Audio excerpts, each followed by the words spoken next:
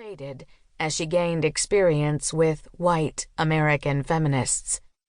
In Western ethnocentrism and perceptions of the harem, she delineated the competing pressures shaping Arab Muslim presentations of Islam for Western audiences, including the persistently simplistic and malevolently fabricated mythologies about the Middle East, Islam, and Muslim women.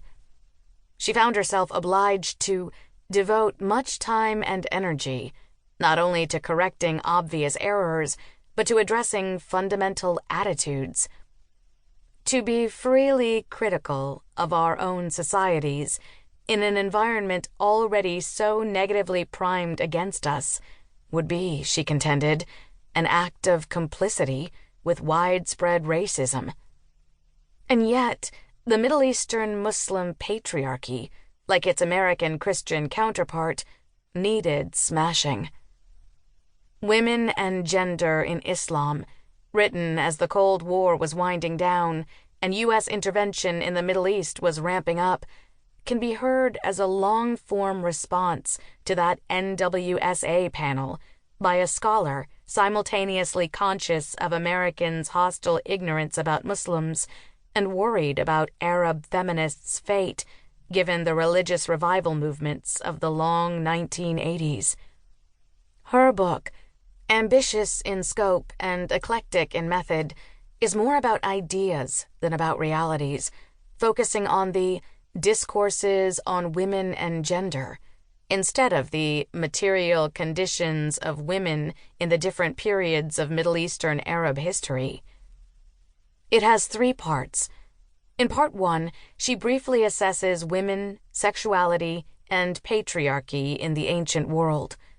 In Part 2, she offers an account of Muslim history from the rise of Islam through the Ottoman era, emphasizing the 7th through 10th centuries and the formation of the core discourses of Islam. For these sections, Ahmed relies largely on existing, though scant, secondary sources. In Part 3, the longest and the one with the most original research, she analyzes modern discourses on women, colonial, feminist, and Islamist, with a focus on Egypt.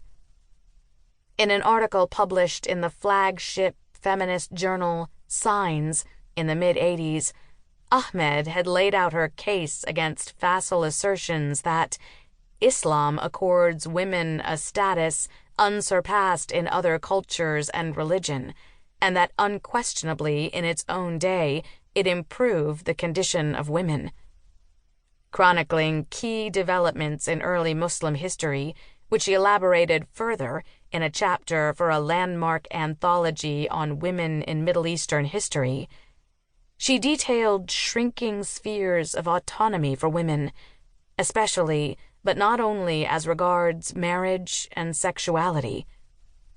Using accounts of Muhammad's wives, especially Aisha and Khadija, she argued that restrictive developments were not patriarchal perversions of an egalitarian message, but logical extensions of the Prophet's exemplary practice. The closure and increasingly more pronounced subjugation that came to women's lives bears that relation to Islam's initial founding institutions, and specifically to the lineaments of Islamic marriage, of plant to seed. In Women and Gender in Islam, Ahmed does not back away from that harsh assessment, but she softens its impact by emphasizing 2 elements also present in her earlier writings: comparison and the persistence of egalitarian elements, both within dominant thought and in opposition to it. Comparison is key to Ahmed's argument that Islam is not inherently oppressive to women. Muslim civilization is far from being uniquely misogynistic or patriarchal. Instead, its ideals and practices are largely consonant with its Mesopotamian and Mediterranean predecessors and contemporaries.